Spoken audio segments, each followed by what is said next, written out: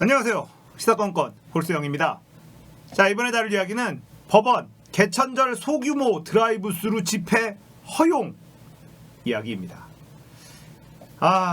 진짜 이 판사들의 사법 적폐가 참 심각하다.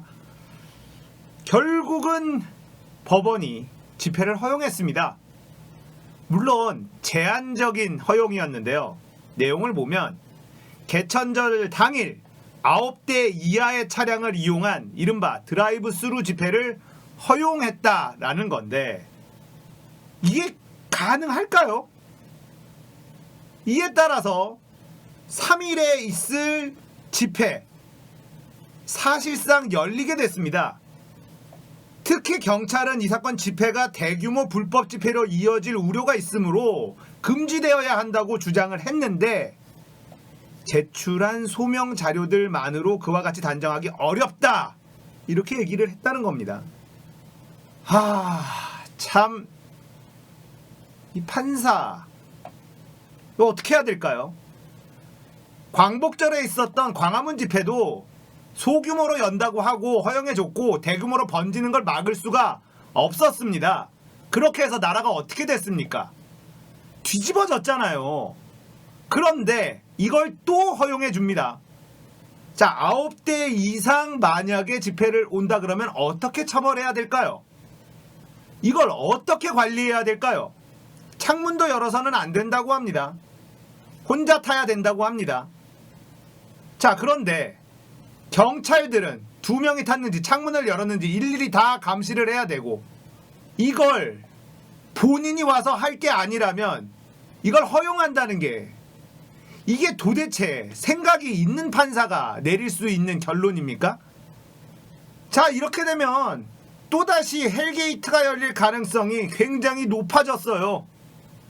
얼마나 많은 사람들이 또 광화문에 몰릴지 모르며, 경찰과 얼마나 많은 다툼이 일어날지 모르며, 자, 여러분, 이거 상상만 해도 아수라장이 될 게 뻔한 건 아닙니까?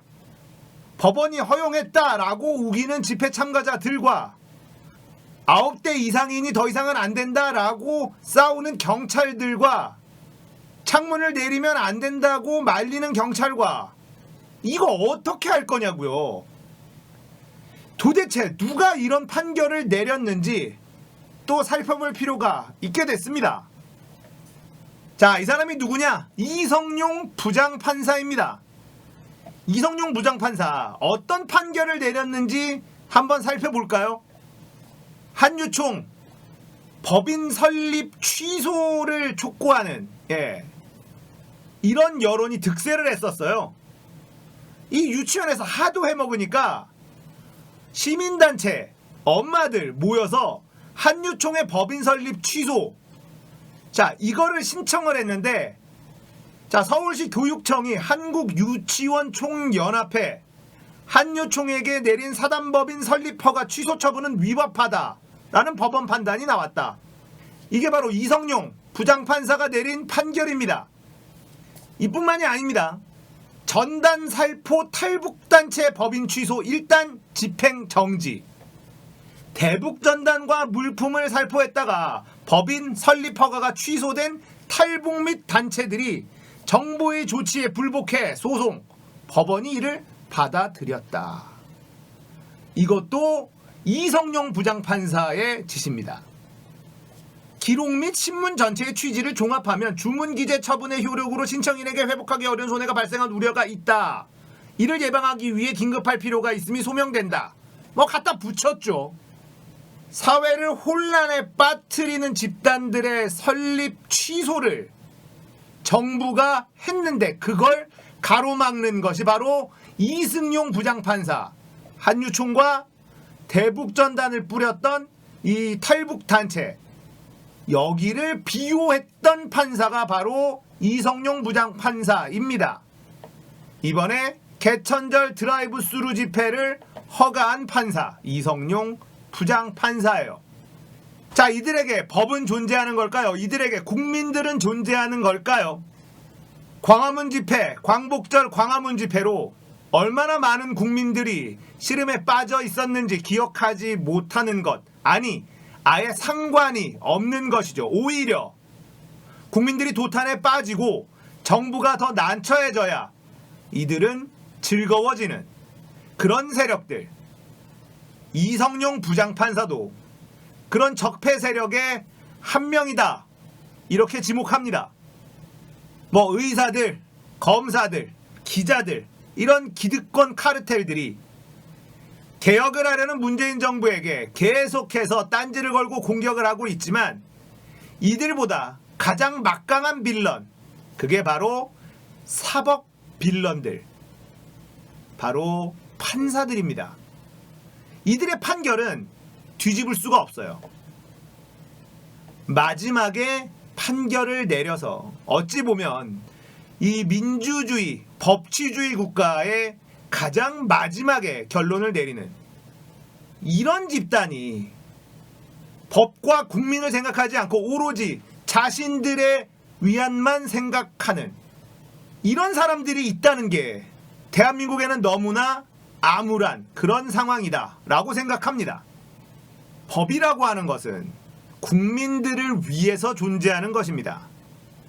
국민들이 괴로워질 것이 자명이 보이는 상황에서 나는 법대로 했다라는 방패막이 삼아 국민들과 국가를 혼란에 빠뜨릴 수밖에 없는 그런 판결을 내리는 이성용이라는 판사를 어떻게 해야 될까요?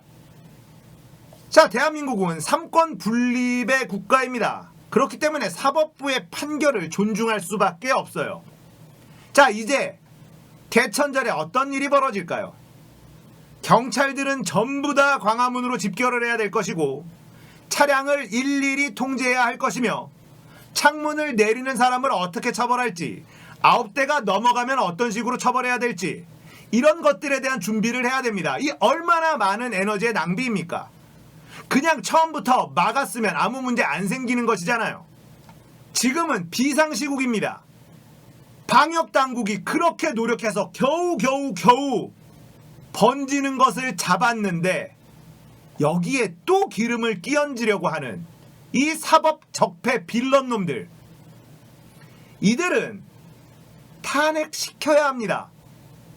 자, 민주당 뭐합니까? 판사는요, 국회에서 탄핵시킬 수 있습니다. 이런 판결을 내리는 판사들을 왜 가만히 두고 있습니까? 180석이라는 힘을 좀 쓰십시오. 지금은 비상시국이에요. 독재시대 때 자신의 입맛에 맞게 그렇게 움직이는 그런 상황이 아니잖아요.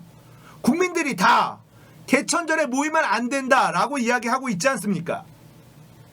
그런데도 이걸 허락해주는 판사가 있다라는 것, 그리고 이런 판사의 말에 우리는 아무런 힘을 쓸 수 없다라는 것, 국민들이 얼마나 힘이 빠집니까?